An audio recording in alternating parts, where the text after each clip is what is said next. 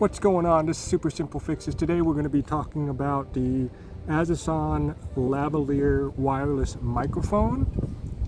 So it comes with charging cable,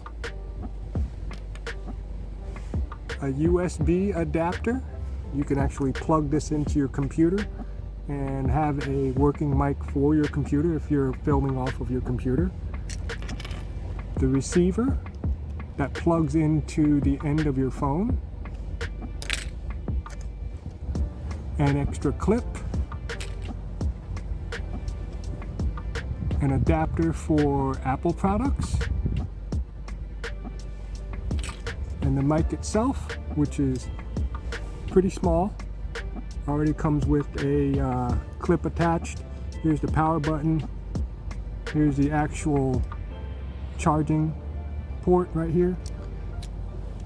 Just so you know, my phone actually sits in a OtterBox, and if you have an OtterBox on your phone, this receiver will not fit. You have to take the OtterBox off. Also, there are a couple of Galaxy phones that this will not work with. I can't remember them off the top of my head. But anyway, once I plug this in, I'm going to turn the mic on and you're going to hear the difference.